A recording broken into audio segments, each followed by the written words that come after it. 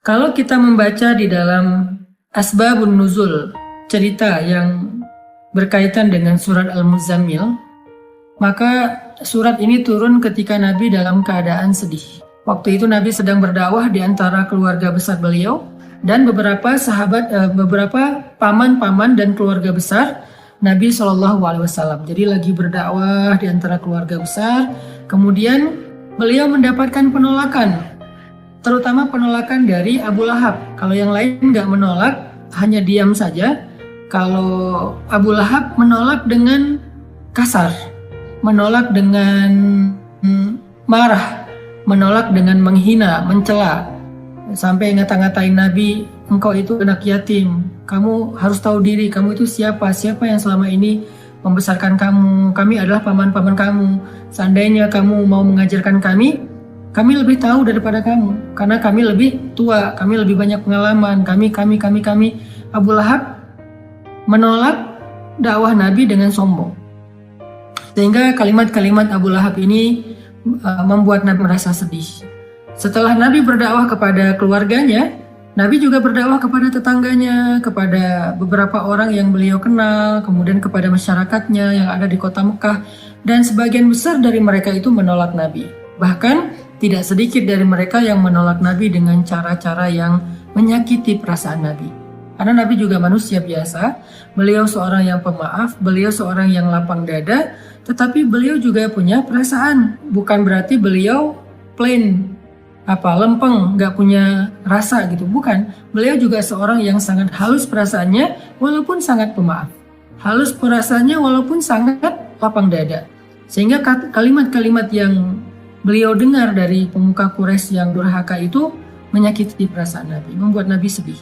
Dan yang lebih lagi menyakiti perasaan Nabi itu bukan karena dikata-katain, tapi karena justru Nabi kasihan sama mereka. Bisa ngebayangin gimana nasib mereka nanti di akhirat jika mereka menolak dakwah Nabi SAW.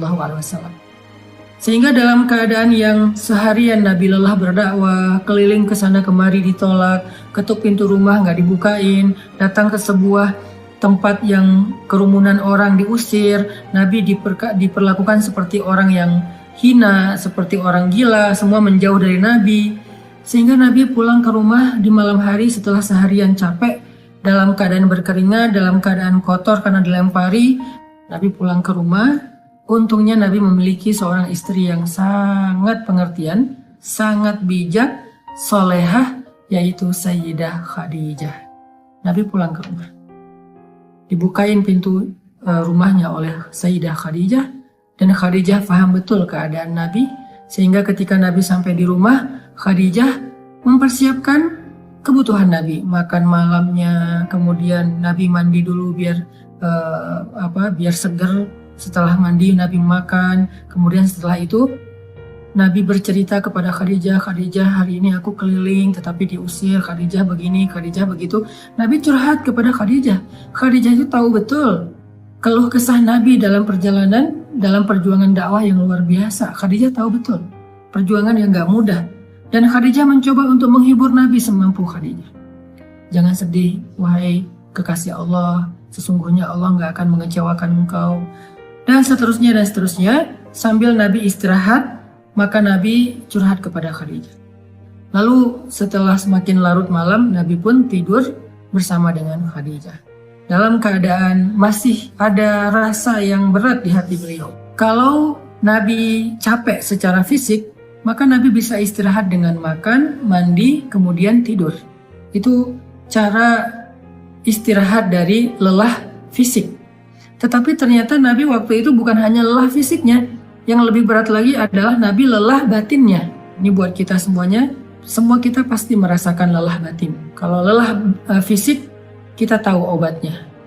Ketika kita lelah secara fisik, kita bisa istirahat dengan duduk, kita bisa istirahat dengan goler-goler, berbaring, kita bisa istirahat dengan tidur lelap, kita bisa istirahat dengan santai-santai, kita bisa istirahat dengan makan dan minum, ngopi, ngeteh, minum jus, makan buah.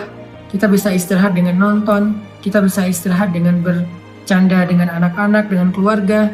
Itu adalah cara kita melepaskan lelah fisik, merecovery lelah fisik. Sakit Fisik juga demikian, recovery-nya kita bisa dengan bed rest, kita bisa dengan minum obat, kita bisa dengan terapi. Itu adalah cara kita recovery sakit fisik, lelah fisik.